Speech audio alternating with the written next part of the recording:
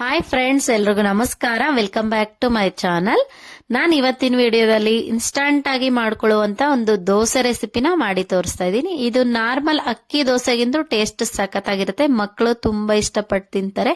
ಒಂದ್ಸರಿ ಟ್ರೈ ಮಾಡಿ ಈ ವಿಡಿಯೋನ ನೋಡ್ಬಿಟ್ಟು. ಹೊಸದಾಗಿ ನಮ್ಮ ಚಾನಲ್ ನೋಡ್ತಾ ಇರೋದಾದ್ರೆ ಪ್ಲೀಸ್ ನಮ್ಮ ಚಾನಲ್ ಸಬ್ಸ್ಕ್ರೈಬ್ ಮಾಡ್ಕೊಂಡ್ಬಿಟ್ಟು ಪಕ್ಕದಲ್ಲಿ ಬರುವಂತ ಬೆಲ್ ಐಕನ್ನ ಕ್ಲಿಕ್ ಮಾಡಿ. ಈ ವಿಡಿಯೋ ಇಷ್ಟ ಆದ್ರೆ ಒಂದು ಲೈಕ್ ಮಾಡಿ. ಇವಾಗ ಯಾವ ರೀತಿ ಮಾಡೋದು ಅಂತ ನೋಡ್ಕೊಂಡ್ ಬರೋಣ. ಈಗ ದೋಸೆ ಪ್ಯಾಟರ್ನ್ ನ ರೆಡಿ ಮಾಡ್ಕೊಳ್ಳೋದಕ್ಕೋಸ್ಕರ ನಾನು ಒಂದು ಮಿಕ್ಸರ್ ಜಾರ್ಗೆ 1 ಕಪ್ನಾಗಷ್ಟು ರವೆನ ಸೇರ್ಸ್ಕೊತಾ ಇದ್ದೀನಿ. ಇದು ನಾರ್ಮಲ್ ಉಪ್ಪಿಟ್ಟಿನ ರವೆ ಆಗಿರುತ್ತೆ. ಇದ್ರ ಜೊತೆಗೇನೆ 2 ಟೇಬಲ್ ಸ್ಪೂನ್ ಅಷ್ಟು ಅಕ್ಕಿ ಹಿಟ್ಟನ್ನ ತಗೊಂಡಿದ್ದೀನಿ. ನೀವು ಅಕ್ಕಿ ಹಿಟ್ಟಿನ ಬದಲಾಗಿ ಮೈದಾ ಅಥವಾ ಗೋಧಿ ಹಿಟ್ಟನ್ನ ಸಹ ಸೇರಿಸ್ಕೊಂಡ್ಬಿಟ್ಟು ಮಾಡ್ಕೊಳ್ಬಹುದು. ಈಗ ರುಚಿಗೆ ತಕ್ಕಷ್ಟು ಉಪ್ಪನ್ನ ಸೇರಿಸ್ಕೊಂಡ್ಬಿಟ್ಟು ಎಷ್ಟು ಸಾಧ್ಯವಾದ್ರೆ ಅಷ್ಟು ನೈಸ್ ಆಗಿ ಗ್ರೈಂಡ್ ಮಾಡ್ಕೊಂಡ್ ಬರ್ಬೇಕು. ನೋಡಿ, ನಾನು ಈ ರೀತಿ ನೈಸ್ ಆಗಿ ಗ್ರೈಂಡ್ ಮಾಡ್ಕೊಂಡಿದೀನಿ. ನೈಸ್ ಆಗಿ ಗ್ರೈಂಡ್ ಮಾಡ್ಕೊಳ್ಳೋದ್ರಿಂದ ದೋಸೆ ಚೆನ್ನಾಗಾಗುತ್ತೆ. ಅದಕ್ಕೆ ಸಾಧ್ಯವಾದಷ್ಟು ನೈಸ್ ಆಗಿ ಗ್ರೈಂಡ್ ಮಾಡ್ಕೊಂಡ್ಬಿಟ್ಟು ತಗೊಳ್ಳಿ. ಈ ರೀತಿ ಗ್ರೈಂಡ್ ಮಾಡ್ಕೊಂಡಿರೋಂತ ಮಿಶ್ರಣನ ನಾವು ಒಂದು ಮಿಕ್ಸಿಂಗ್ ಬೌಲ್ಗೆ ಹಾಕ್ಬಿಟ್ಟು ಇಟ್ಕೊಳ್ಳೋಣ. ನಂತರ ಅದೇ ಒಂದು ಮಿಕ್ಸಿ ಜಾರ್ನ ತಗೊಂಡ್ಬಿಟ್ಟು ಆಲೂಗೆಡ್ಡೆನ ಸೇರಿಸ್ಕೋಬೇಕು.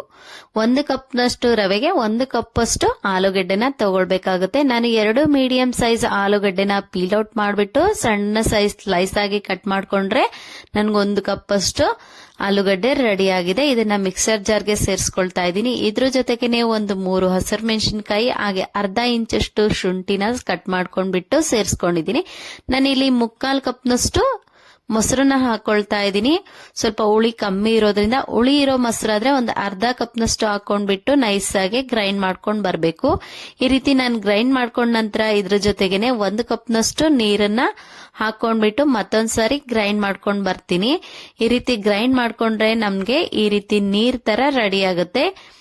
ಈ ಆಲೂಗಡ್ಡೆ ನೀರನ್ನ ನಾವು ಮುಂಚೆನೆ ರೆಡಿ ಮಾಡ್ಕೊಂಡಿರೋಂತ ರವೆ ಮಿಶ್ರಣಕ್ಕೆ ಸ್ವಲ್ಪ ಸ್ವಲ್ಪನೇ ಹಾಕೊಳ್ತಾ ಒಂದ್ ವಿಸ್ಕರ್ ಆಗ್ಲಿ ಇಲ್ಲ ಒಂದು ಸ್ಪೂನ್ ಸಹಾಯದಿಂದ ಆಗ್ಲಿ ಚೆನ್ನಾಗಿ ಮಿಕ್ಸ್ ಮಾಡ್ಕೊಳ್ಬೇಕು. ಒಂದೇ ಸರಿ ಹಾಕೊಳ್ದೇನೆ ಸ್ವಲ್ಪ ಸ್ವಲ್ಪನೇ ಆಲೂಗಡ್ಡೆ ನೀರನ್ನ ಸೇರಿಸ್ಕೊಳ್ತಾ ಚೆನ್ನಾಗಿ ಮಿಕ್ಸ್ ಮಾಡ್ಕೋಬೇಕು. ನಿಮ್ಗೆ ಈ ರೀತಿ ಮಿಕ್ಸ್ ಮಾಡ್ಕೊಳ್ಳೋದಕ್ಕೆ ಸ್ವಲ್ಪ ಕಷ್ಟ ಅನ್ಸಿದ್ರೆ ನೀವು ಮತ್ತೊಂದ್ಸಾರಿ ಮಿಕ್ಸರ್ ಜಾರ್ಗೆ ಸೇರಿಸ್ಕೊಂಡ್ಬಿಟ್ಟು ನೈಸ್ ಆಗಿ ಗ್ರೈಂಡ್ ಮಾಡ್ಕೊಂಡು ಸಹ ತಗೊಳ್ಬಹುದು. ನಾನು ಈ ರೀತಿ ವಿಸ್ಕರ್ ಸಹಾಯದಿಂದ ಚೆನ್ನಾಗಿ ಗಂಟಿಲ್ದೇ ಇರೋ ತರ ಮಿಕ್ಸ್ ಮಾಡ್ಕೊಂಡು ನೋಡಿ ನಾನು ಎಲ್ಲಾನು ಸೇರಿಸ್ಕೊತಾ ಇದ್ದೀನಿ. ಆಲೂಗಡ್ಡೆ ನೀರೆಲ್ಲ ಪೂರ್ತಿನೂ ಹಾಕೊಂಡ್ಬಿಟ್ಟು ಚೆನ್ನಾಗಿ ಮಿಕ್ಸ್ ಮಾಡ್ಕೊಂಡ್ರೆ ದೋಸೆ ಪ್ಯಾಟರ್ನ್ ರೆಡಿ ಆಗುತ್ತೆ. 5 ನಿಮಿಷ ಮಿಕ್ಸ್ ಮಾಡ್ಕೊಂಡ ನಂತರ ನನಗೆ ಈ ರೀತಿ ಪ್ಯಾಟರ್ನ್ ರೆಡಿ ಆಗಿದೆ. ಎಷ್ಟು ಚೆನ್ನಾಗಿ ಸಾಫ್ಟ್ ಆಗಿ ಗಂಟಿಲ್ದೇ ಇರೋ ತರ ನಾನು ಮಿಕ್ಸ್ ಮಾಡ್ಕೊಂಡಿದೀನಿ. ನೋಡಿ, ಇದಕ್ಕೆ ಮುಚ್ಚಳ ಮುಚ್ಚಿಬಿಟ್ಟು 10 ನಿಮಿಷ ರೆಸ್ಟ್ ಮಾಡಕ್ ಬಿಡ್ಬೇಕು.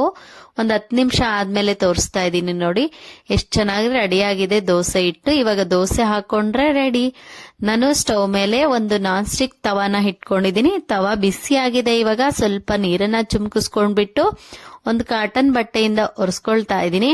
ಈ ರೀತಿ ಒರೆಸ್ಕೊಂಡ ನಂತರ ನಾನು ದೋಸೆನ ಹಾಕೊಳ್ತೀನಿ. 1 ಸೌಟಷ್ಟು ದೋಸೆ ಪ್ಯಾಟರ್ನ್ ಹಾಕೊಂಡ್ಬಿಟ್ಟು ಈ ರೀತಿ ಸ್ಕ್ರಾಲ್ ಮಾಡ್ತಾ ದೋಸೆನ ಹಾಕೊಳ್ಬೇಕಾಗತ್ತೆ. ನಿಮ್ಗಿಲ್ಲಿ ನೀವು ಗರಿ ಗರಿಯಾಗಿ ತಿನ್ಬೇಕು ಅನ್ಕೊಂಡ್ರೆ ಲೋ ಟು ಮೀಡಿಯಂ ಫ್ಲೇಮ್ ಅಲ್ಲಿ 5 ರಿಂದ 6 ನಿಮಿಷ ಇಟ್ಕೊಂಡ್ಬಿಟ್ಟು ಬೇಯಿಸ್ಕೊಂಡ್ರೆ ನಿಮ್ಗೆ ಗರಿ ಗರಿ ಆಗಿರುವಂತ ದೋಸೆನೂ ಸಹ ರೆಡಿ ಆಗುತ್ತೆ. ನಾನಿಲ್ಲಿ ಸ್ವಲ್ಪ ಸಾಫ್ಟ್ ಆಗಿ ಮಾಡ್ಕೊಳ್ತಾ ಇರೋದ್ರಿಂದ ಹೈ ಟು ಮೀಡಿಯಂ ಫ್ಲೇಮ್ ಅಲ್ಲಿ 3 ನಿಮಿಷ ಬೇಯಿಸ್ಕೊತೀನಿ. ನೋಡಿ, ಸ್ವಲ್ಪ ಕಲರ್ ಚೇಂಜ್ ಆಗಿದೆ. ಇವಾಗ ಮೇಲಿಂದ ಆಯಿಲ್ ನ ಅಪ್ಲೈ ಮಾಡ್ಕೊಂಡ್ಬಿಟ್ಟು ಸ್ವಲ್ಪ 1 ನಿಮಿಷದ ಕಾಲ ಬೇಯಿಸ್ಕೊಳ್ತೀನಿ. ಈ ರೀತಿ ಮಾಡ್ಕೊಂಡ್ರೆ ತುಂಬಾ ಇಷ್ಟ ಆಗುತ್ತೆ. ಟೇಸ್ಟ್ ಅಂತೂ ಸಖತ್ತಾಗಿರುತ್ತೆ. ನೋಡಿ, ಈ ರೀತಿ ಚೆನ್ನಾಗಿ ದೋಸೆನ ಬೇಯಿಸ್ಕೊಂಡ್ಬಿಟ್ಟು ನಾನು ತೆಗೆದ್ಬಿಟ್ಟು ಒಂದು ಸರ್ವಿಂಗ್ ಪ್ಲೇಟ್ಗೆ ತಗೊಳ್ತಾ ಇದ್ದೀನಿ. ಇದು ತೆಂಗಿನಕಾಯಿ ಚಟ್ನಿ ಜೊತೆಗಂತೂ ಸೂಪರ್ ಆಗಿರುತ್ತೆ. ಒಂದ್ಸರಿ ಮಾತ್ರ ಟ್ರೈ ಮಾಡಿ, ಪದೇ ಪದೇ ಮಾಡ್ಕೊಂಡು ತಿಂತೀರಾ. ನಾನು ಮತ್ತೊಂದು ದೋಸೆನೂ ಸಹ ಇಲ್ಲಿ ಹಾಕೊಳ್ತಾ ಇದ್ದೀನಿ. ಈ ರೀತಿ ಮತ್ತೊಂದು ದೋಸೆನ ಹಾಕೊಳ್ಳೋದಕ್ಕೋಸ್ಕರ ನಾನು 1 ಸೌಟಷ್ಟು ದೋಸೆ ಪ್ಯಾಟರ್ನ್ ಹಾಕೊಂಡ್ಬಿಟ್ಟು ಈ ರೀತಿ ಸ್ಕ್ರಾಲ್ ಮಾಡ್ತಾ ದೋಸೆನ ಹಾಕೊಳ್ತಾ ಇದ್ದೀನಿ. ನಾನು ಈ ಒಂದು ದೋಸೆನ ಗರಿ ಗರಿಯಾಗಿ ಮಾಡ್ಕೊಳ್ಳೋದ್ರಿಂದ 6 ರಿಂದ 7 ನಿಮಿಷ ಮೀಡಿಯಂ ಟು ಲೋ ಫ್ಲೇಮ್ ಅಲ್ಲಿ ಚೆನ್ನಾಗಿ ಬೇಯಿಸ್ಕೊತೀನಿ. ಬೇಯಿಸ್ಕೊಂಡ್ರೆ ಗರಿ ಗರಿ ಆಗಿರುವಂತ ದೋಸೆನೂ ಸಹ ರೆಡಿ ಆಯ್ತು. ನೋಡಿದ್ರಲ್ಲ ಎಷ್ಟು ಸಿಂಪಲ್ ಆಗಿ ಈ ಒಂದು ದೋಸೆನ ಮಾಡ್ಕೊಳ್ಳೋದು ಅಂತ. ನೀವು ಕೂಡ ಒಂದ್ಸರಿ ಟ್ರೈ ಮಾಡಿ. ಈ ವಿಡಿಯೋ ಇಷ್ಟ ಆಗಿದ್ರೆ ಒಂದು ಲೈಕ್ ಮಾಡಿ, ಶೇರ್ ಮಾಡಿ. Thanks for watching.